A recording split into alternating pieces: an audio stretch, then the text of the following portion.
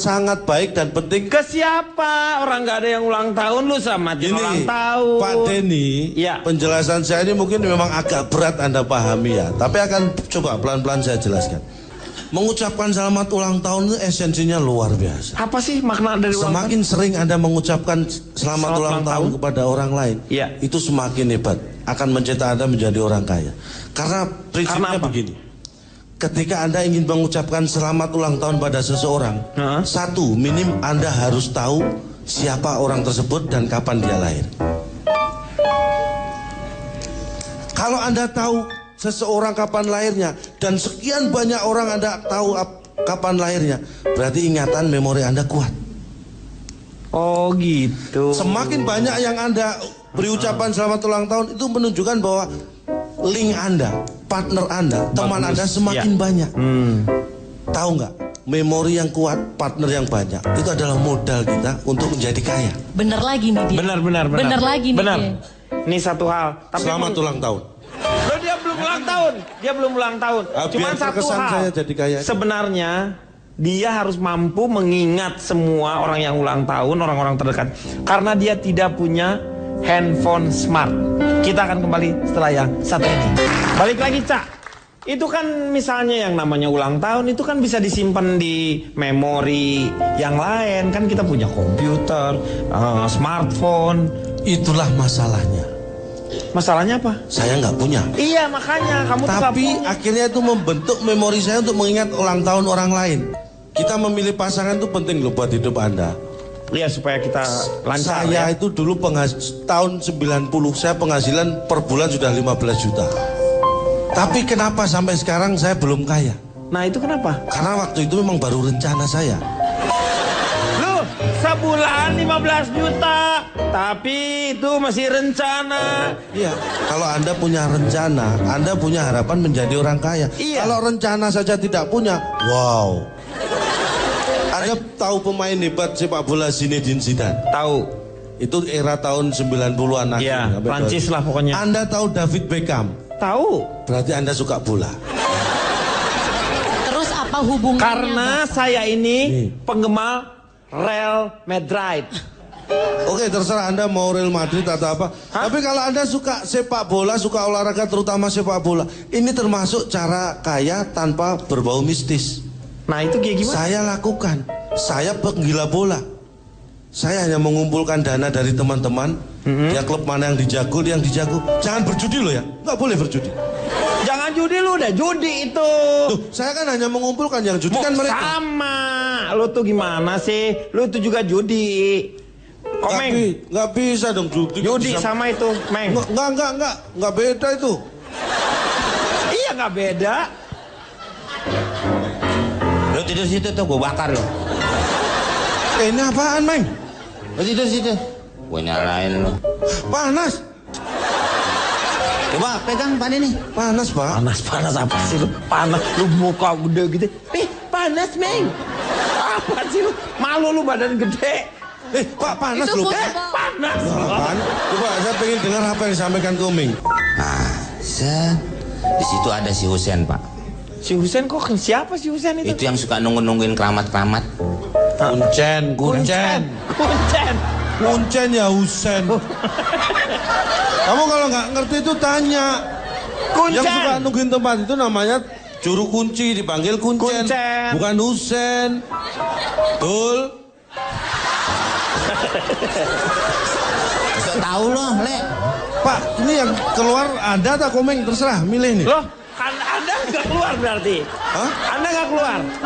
Loh, ya harusnya saya atau Komeng gitu yang keluar gitu ngomongnya, bukan? Ya ngapain Pak? Orang saya tadi cerita, saya selama ini nganggur. Di sini kerja kok malah keluar.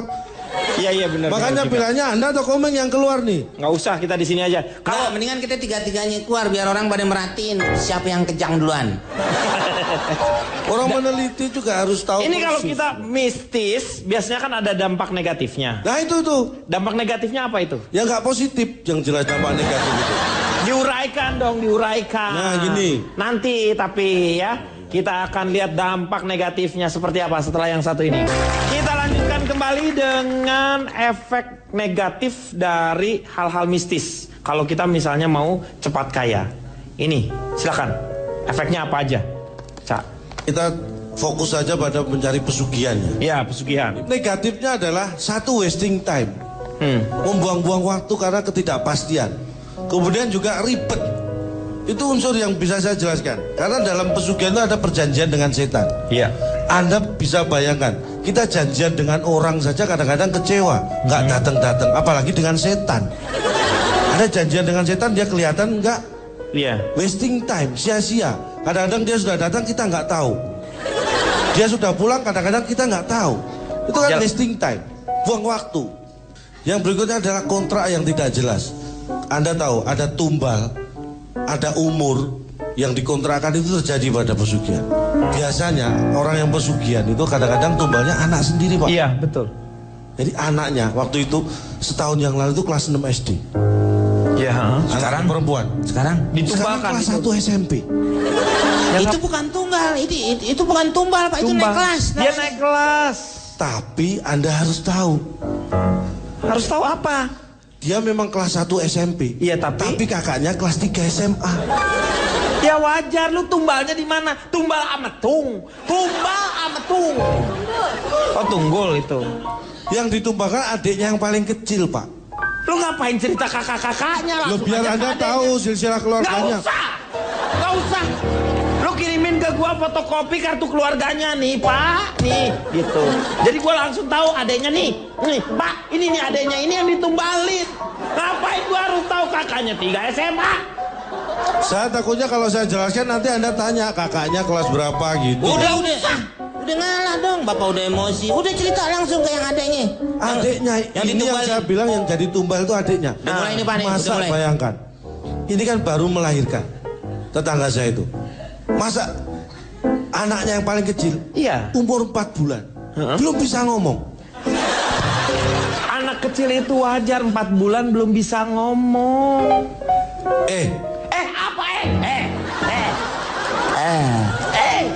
Apa 4 bulan ya nggak bisa ngomong lah. Nggak bisa, Pak. Anak saya itu waktu umur 4 bulan itu sudah bisa ngomong. Pintu kereta baru 2 hari udah bisa ngomong Ya pintu kereta. ampun, anak saya itu lahir 13 Desember Iya. tahun 98. 98. Nah, ketika bulan Maret Iya, 99, dia kan 4 bulan Iya, 4 usianya, bulan. lebih dari setahunnya. Dia bisa ngomong sudah.